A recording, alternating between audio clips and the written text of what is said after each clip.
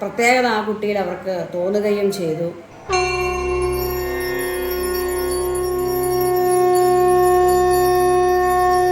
അത് ഭഗവാൻ തന്നെയാണെന്ന് മനസ്സിലാക്കുകയും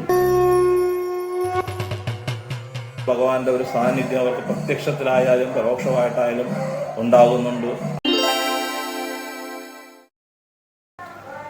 നമസ്കാരം. ഞാൻ പ്രഭാ അന്തർജനം, കുര്യാറ്റുപുറത്തില്ല. ആലപ്പുഴ തിരുവമ്പാടി ശ്രീകൃഷ്ണസ്വാമി ക്ഷേത്രത്തിൻ്റെ ഊരാഴ്മ അവകാശി എന്ന രീതിയിൽ പ്രവർത്തിച്ചു വരുന്നു. തിരുവമ്പാടി ശ്രീകൃഷ്ണസ്വാമി ക്ഷേത്രം ആലപ്പുഴയിൽ അതിപുരാതനവും വളരെ പേരും പെരുമയും ആർജിച്ച ക്ഷേത്രമാണ്.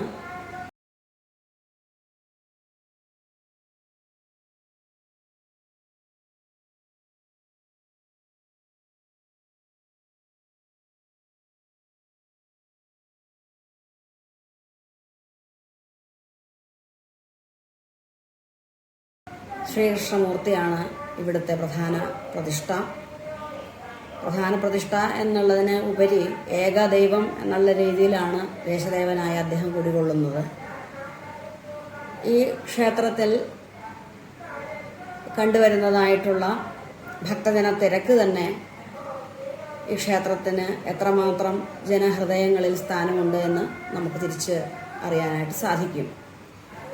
ഈ ക്ഷേത്രപരമായ ഒരു ഐതിഹ്യം പറഞ്ഞു വരുമ്പോൾ, ഈ ഇന്ന് ക്ഷേത്രം സ്ഥിതി ചെയ്യുന്ന സ്ഥലത്ത് 8 ഇല്ലങ്ങളുണ്ടായിരുന്നു, ബ്രാഹ്മണ ഇല്ലങ്ങളുണ്ടായിരുന്നു എന്നും ആ 8 ഇല്ലങ്ങളിലെ കുട്ടികൾ സാധാരണ കുഞ്ഞുങ്ങൾ കളിക്കുന്ന പോലെ പല കളികളിൽ ഏർപ്പെടാറുണ്ടെന്നും അതിൽ ഒരു കുട്ടി ഇവരുടെ കൂടെ കളിക്കാറുണ്ടെന്നും പരിചയമില്ലാത്ത ആ കുട്ടിയെ കുറിച്ച് വീട്ടിൽ എന്നും പറയുമ്പോൾ ഗൃഹനാഥന്മാർ ഏതാണ് കുഞ്ഞെന്നറിയാനായിട്ട് ഒളിഞ്ഞു നോക്കുകയും അവിടെ ഒരു പ്രത്യേകത ആ കുട്ടിയിൽ അവർക്ക് തോന്നുകയും ചെയ്തു. തുടർന്ന് ദേവപ്രശ്നം അല്ലെങ്കിൽ രാശി വെച്ച് നോക്കുകയൊക്കെ ചെയ്തതിൻ്റെ അടിസ്ഥാനത്തിൽ അത് ഭഗവാൻ തന്നെയാണെന്ന് മനസ്സിലാക്കുകയും അങ്ങനെ 8 ഇല്ലക്കാർ ഭഗവാന് പ്രത്യേകം സ്ഥാനം നൽകി ക്ഷേത്രം പണിയഴിപ്പിച്ച് ദേവകി വസുദേവന്മാർക്ക് ഭഗവാൻ കാരാഗ്രഹത്തിൽ എപ്രകാരമാണോ ദർശനം ബാലസ്വരൂപിയായിട്ട് ചതുർബാഹുവായിട്ട് ദർശനം നൽകിയത്, ആ ഒരു സങ്കല്പത്തിലാണ് പ്രതിഷ്ഠ ചെയ്ത് വന്നിട്ടുള്ളത്.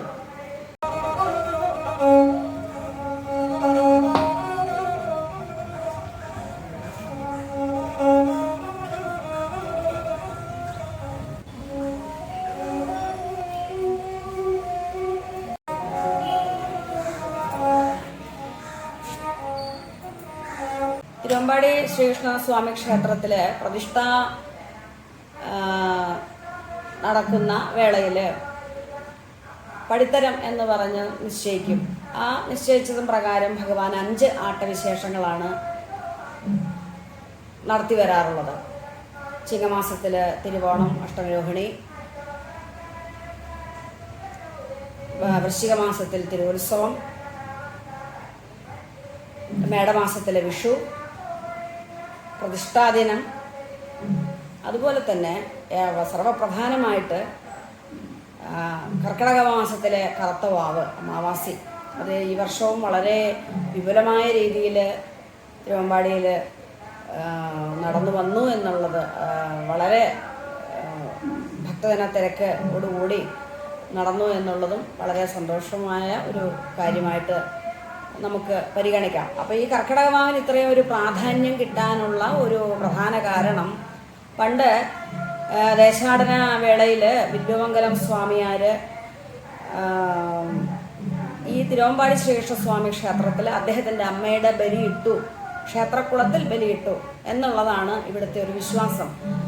സാധാരണ കടലിൽ, ആറിൽ, പുഴയിൽ ഇങ്ങനെയൊക്കെ ബലി തർപ്പണങ്ങൾ നടന്നു വരാറുണ്ട്. പക്ഷെ ഒരു ക്ഷേത്രക്കുളത്തിൽ ബലിയിട്ട് അതിന് ആ ക്ഷേത്രത്തിന് അത്രയും വളരെ പ്രാധാന്യം കിട്ടി എന്നുള്ളത് തിരുവമ്പാടി ശ്രീകൃഷ്ണമൂർത്തിക്ക് മാത്രമുള്ള ഒരു സവിശേഷതയായിട്ട് ഭക്തജനങ്ങൾ കണ്ടുവരുന്നുണ്ട്.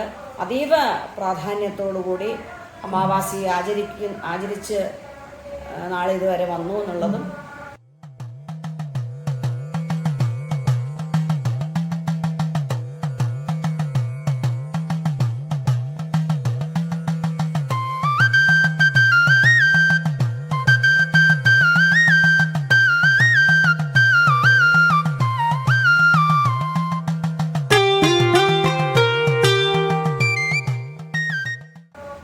തന്നെ തിരുവുത്സവത്തിനും വളരെ പ്രാധാന്യം കണ്ടുവരാറുണ്ട്. തിരുവുത്സവത്തിൻ്റെ ഒരു പ്രത്യേകമായ പണ്ട് നടന്നിരുന്നതിനേക്കാൾ വ്യത്യസ്തമായിട്ടുള്ള ഒരു ചടങ്ങ് അല്ലെങ്കിൽ ഒരു ആചരണം എന്ന് പറയുന്നത് ഭഗവതിയുടെ കൂടെ ഭഗവാനുണ്ട് എന്നുള്ള ഒരു സങ്കല്പം ഉണ്ടാവുകയും ആ ഭഗവതിക്ക് പ്രത്യേകമായിട്ട് ആറാട്ട്, തിരുവമ്പാടി ശ്രീകൃഷ്ണസ്വാമിക്ക് ആറാട്ടിന് എത്ര പ്രാധാന്യമുണ്ടെങ്കിൽ അതിൽ കൂടുതൽ പ്രാധാന്യം അദ്ദേഹത്തിൻ്റെ കൊടിയേറ്റിന് ഭഗവതിക്ക് പൂരം സങ്കല്പിച്ച് പൂരത്തിന് നടത്തി വരാറുള്ളതും വിശിഷ്ടമായ ആചാരങ്ങളോടുകൂടി ക്ഷേത്രത്തിൽ ഭഗവതിയെ കൊണ്ടുവരുന്നു, ക്ഷേത്രത്തിൽ പൂജ കഴിക്കുന്നു, തിരിച്ച് കുരിയാറ്റപുറത്തിലെത്തിരിക്കുന്ന ഭഗവതിയെ അങ്ങോട്ട് തന്നെ തിരിച്ചെഴുന്നള്ളിക്കുകയും ചെയ്യുന്നു. അതാണ് ഒരു പ്രത്യേകമായിട്ട് കൂടുതലായിട്ട് പണ്ട് സങ്കല്പിച്ചിരുന്നതിനേക്കാൾ കൂടുതൽ കണ്ടുവരുന്ന ഒരു ആചരണം. സർവതോന്മുഖമായിട്ടുള്ള ക്ഷേത്ര വളർച്ചയെ അല്ലെങ്കിൽ ക്ഷേത്ര ചൈതന്യത്തെ ഭക്തജനങ്ങളിലേക്ക് എത്തിക്കുക എന്നുള്ള ഒരു ഉദ്ദേശ ലക്ഷ്യത്തോടുകൂടി ഒരു 2000 പുനഃപ്രതിഷ്ഠയ്ക്ക് ശേഷം നടന്ന് വന്നിട്ടുള്ള ഒരു കാര്യമാണ് 12 കളഭം. രോഹിണി 12-ാം ദിവസം തീരത്തക്ക രീതിയിൽ 12 കളഭം നടത്തി വരാറുണ്ട്. ഇന്ന് തിരുവമ്പാടി ശ്രീകൃഷ്ണസ്വാമി ക്ഷേത്രത്തിലെ ഭഗവാൻ 1-ാമത്തെ കളഭം നടക്കുന്ന ദിവസമാണ്. 12-ാം ദിവസം അതിവിപുലമായി അഷ്ടമരോഹിണി അല്ലെങ്കിൽ ശ്രീകൃഷ്ണ ജയന്തി ആഘോഷിച്ചു വരുന്നു. നാളിതുവരെ ഭഗവാന്റെ ചൈതന്യ വർധനവ് കൊണ്ട് നേരത്തെ പറഞ്ഞ പോലെ തന്നെ തിരക്കുകൊണ്ടും സദാ ജനഹൃദയങ്ങളിൽ ഭഗവാൻ വിളങ്ങുന്നതുകൊണ്ടും അദ്ദേഹത്തിൻ്റെ ഒരു ക്ഷേത്രം ഊരാഴ്മ അവകാശി എന്ന് പറയുമ്പോൾ അത് ഉടമസ്ഥരാണ്. ആ ഒരു നിലയിൽ പ്രവർത്തിക്കാനായിട്ട് ഒരു ഭാഗ്യം എനിക്ക് സിദ്ധിച്ചതിലും വളരെയധികം സന്തോഷം ഈ അവസരത്തിൽ ഞാൻ ഭക്തജനങ്ങളോട് പങ്കുവെക്കുകയാണ്.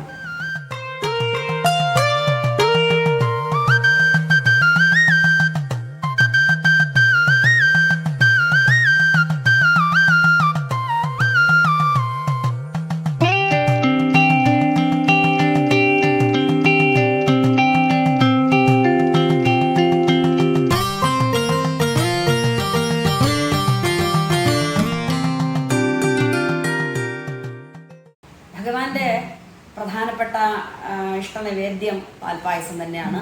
അമ്പലപ്പുഴ ശ്രീകൃഷ്ണമൂർത്തിക്ക് എത്രമാത്രം പാൽപ്പായസം പ്രിയങ്കരമാണോ അതുപോലെ തന്നെയാണ് തിരുവമ്പാടി ശ്രീകൃഷ്ണ ഭഗവാനും മഹാനിവേദ്യമായിട്ട് വ്യാഴാഴ്ച തോറും 150-200 ലിറ്ററോളം പാൽപ്പായസം ഇവിടെ കണ്ടുവരാറുണ്ട്.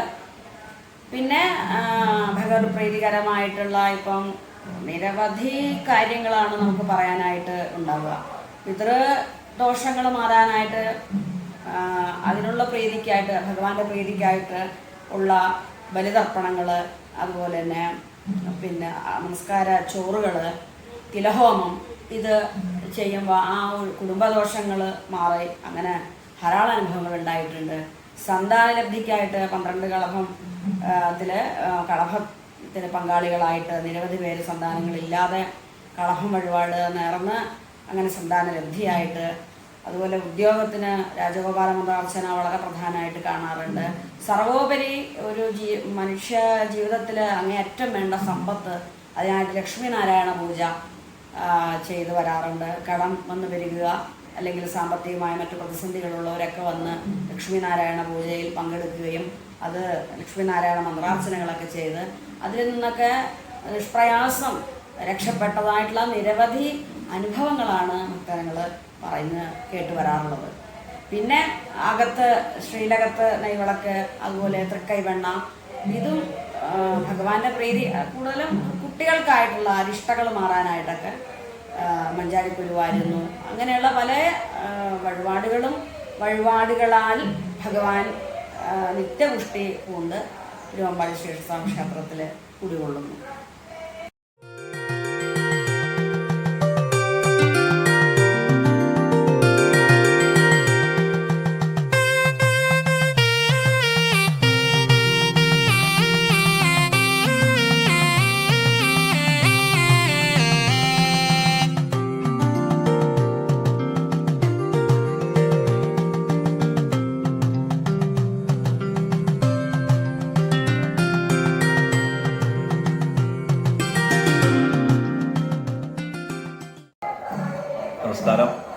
ഓമനക്കുട്ടൻ വർത്താനം, ആലപ്പുഴ തിരുവമ്പാടി ശ്രീകൃഷ്ണസ്വാമി ക്ഷേത്രത്തിൻ്റെ ഇപ്പോൾ അഡ്മിനിസ്ട്രേറ്ററായിട്ട് ഇരിക്കുകയാണ്. തിരുവമ്പാടി ശ്രീകൃഷ്ണസ്വാമി ക്ഷേത്രത്തിനെ പറ്റി പറയുവാണെങ്കിൽ ആലപ്പുഴ ടൗണിൽ കേന്ദ്രീകരിച്ചുള്ള പുരാതനമായ ഒരു വൈഷ്ണവ സന്നിധിയാണ്. ഇവിടുത്തെ ഒരു പ്രത്യേകത എന്ന് പറയുന്നത് ഇവിടെ ഭഗവാൻ മാത്രമേ ഉള്ളൂ. ഉപദേവതകളോ ഉപനടകളോ ഒന്നുമില്ല. ഇരിക്കുന്ന ഭഗവാന്റെ മുമ്പിലിരിക്കുന്ന നാഗരാജാവ് പോലും ഈ അടുത്ത കാലത്തെന്ന് വേണമെങ്കിൽ പറയാം, അല്ലെങ്കിൽ വളരെ ക്ഷേത്രത്തിൻ്റെ ഒരു ഉപനട സ്ഥാനമല്ല നാഗരാജാവിന് പോലും. അപ്പം പരിപൂർണമായിട്ടും ശരിക്കും പറഞ്ഞു കഴിഞ്ഞാൽ മഹാവിഷ്ണു വിഗ്രഹത്തിൽ ശ്രീകൃഷ്ണസ്വാമിയായിട്ടും അമ്പാടിക്കണ്ണനായിട്ടും ആരാധിക്കുന്ന ഒരു അപൂർവ സവിശേഷത തിരുവമ്പാടി ശ്രീകൃഷ്ണസ്വാമി ക്ഷേത്രത്തിനുണ്ട്. ക്ഷേത്രത്തിൽ 5 ആട്ടവിശേഷങ്ങളാണുള്ളത്. ചിങ്ങമൊന്ന് ഒരു ആട്ടവിശേഷമാണ്, തിരുവോണം ആട്ടവിശേഷമാണ്. അപ്പം തന്നെ അത് ഭഗവാനുമായിട്ടുള്ളൊരു ബന്ധം നമുക്ക് അറിയാം. പിന്നെ കർക്കിടവാവ്, അതുപോലെ ഭഗവാന് ഏറ്റവും വിശേഷപ്പെട്ട ഒരു ആട്ടവിശേഷം എന്ന് പറയുന്നത് കർക്കിടവാവായിട്ടാണ് ഞങ്ങൾ നാട്ടുകാർക്ക് പോലും തോന്നുന്നത്. കാരണം ഇവിടെ വന്ന് ബലിയിടുന്ന ഒരു കാലഘട്ടം ഈ നാട്ടിലെ സകലരും തിരുവമ്പാടി ക്ഷേത്രത്തിൽ വന്ന് ബലിയിടുന്നത്. ഇപ്പോൾ തിരുവമ്പാടി ക്ഷേത്രത്തിനടുത്തുകൂടെ പുഴയോ നദിയോ ഒന്നുമില്ല, പക്ഷേ ക്ഷേത്രക്കുളത്തിൽ ബലിയിട്ട് ഇവിടെ ഭഗവാനെ തൊഴുതു പോകുന്ന ഒരു കാലഘട്ടം ഉണ്ടായിരുന്നു. അതിന്നും തുടരുന്നു. അതൊരു ഭഗവാന്റെ ഒരു പ്രത്യേക എടുത്തു പറയത്തക്ക ഒരു ഐതിഹ്യമാണ്. കാരണം പിതൃമോക്ഷ പ്രദായകനായിട്ടാണ് ഭഗവാനെ അറിയപ്പെടുന്നത്. അതോടൊപ്പം തന്നെ ശ്രീകൃഷ്ണസ്വാമി പ്രേമസ്വരൂപനായ ശ്രീകൃഷ്ണസ്വാമിയായിട്ട് ആൾക്കാർ ആരാധിക്കുന്നു. അമ്പാടിക്കണ്ണനായിട്ട് വെണ്ണക്കണ്ണനായിട്ട് ആരാധിക്കുന്നു. ഭഗവാന്റെ വലത് കൈയിൽ ശരിക്കും വെണ്ണയാണ് കൊടുത്തിരിക്കുന്നത്. അപ്പം ധാരാളം തൃക്കൈവണ്ണ വഴിപാടുകളും അമ്പാടിക്കണ്ണനായിട്ടും ആരാധിക്കുന്നു, ശ്രീകൃഷ്ണസ്വാമിയായിട്ട് ആരാധിക്കുന്നു, സാക്ഷാൽ മഹാവിഷ്ണുവായിട്ട് ആരാധിക്കുന്നു. എല്ലാ സവിശേഷതകളും ഉള്ള ഒരു ഐതിഹ്യം, അങ്ങനെ ഒരു അപൂർവ ചൈതന്യം കുടികൊള്ളുന്ന ഒരു പുരാതനമായ ഉപദേവതകളില്ലാത്ത ഒരു വൈഷ്ണവ സന്നിധിയാണ് തിരുവമ്പാടി ശ്രീകൃഷ്ണസ്വാമി ക്ഷേത്രം.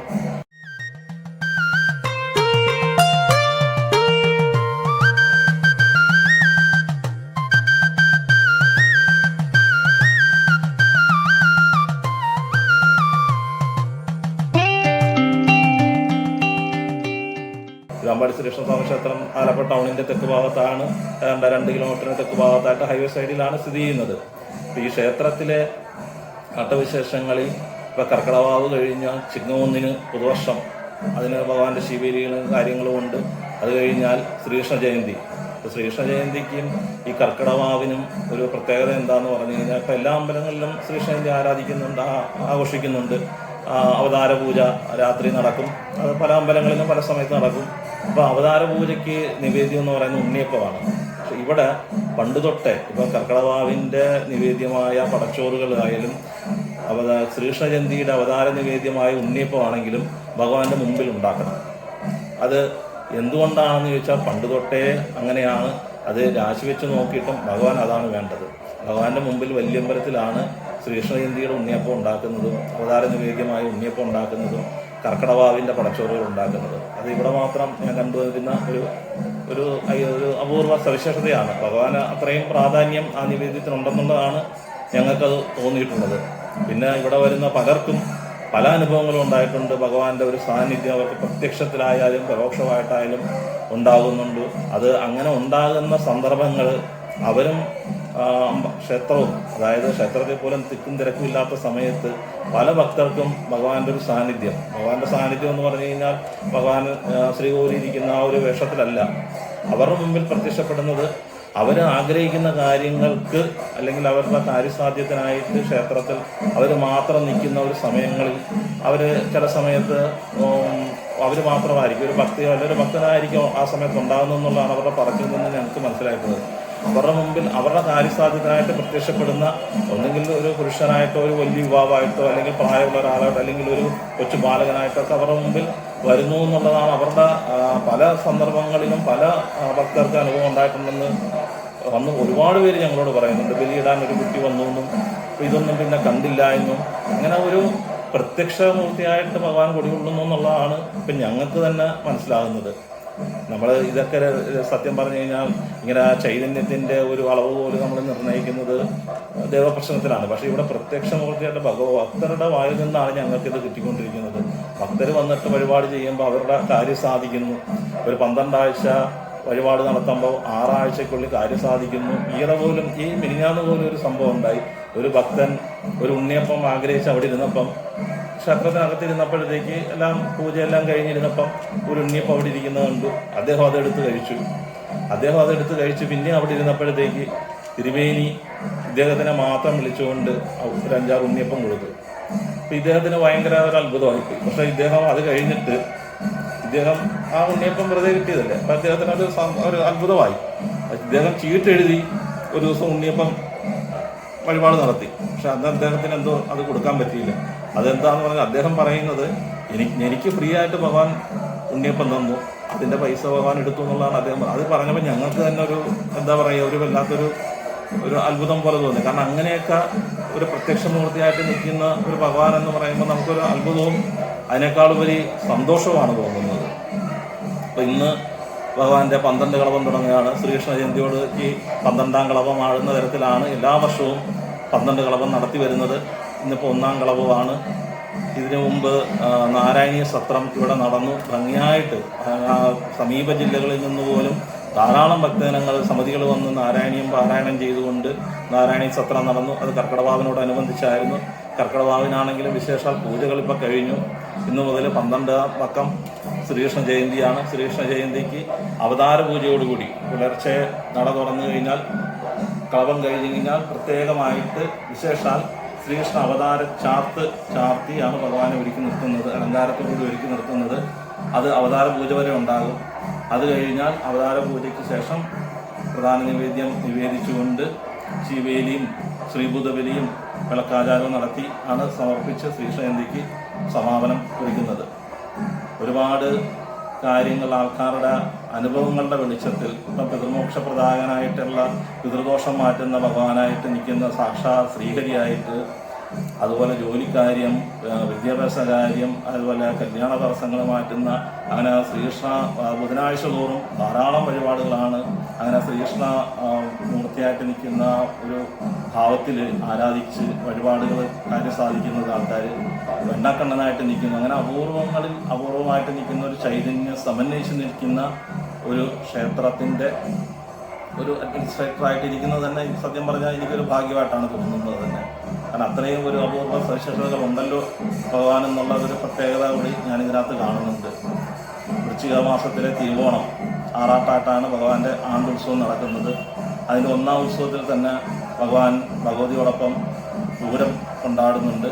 പ്രൗഢിയോടുകൂടിയുള്ള ഒരു വലിയൊരു ഉത്സവമാണ്. എഴുന്നള്ളിപ്പുകളും മേളങ്ങളും തിരുവാനപ്പുറത്ത് എഴുന്നള്ളിപ്പ് ഇതെല്ലാം കൂടെയുള്ള എല്ലാവിധ ആട്ടവിശേഷങ്ങൾക്കും അതീവ പ്രാധാന്യം കൊടുത്തുകൊണ്ട് നടക്കുന്ന ഒരു ക്ഷേത്രമാണ് തിരുവമ്പാടി ശ്രീകൃഷ്ണസ്വാമി ക്ഷേത്രം.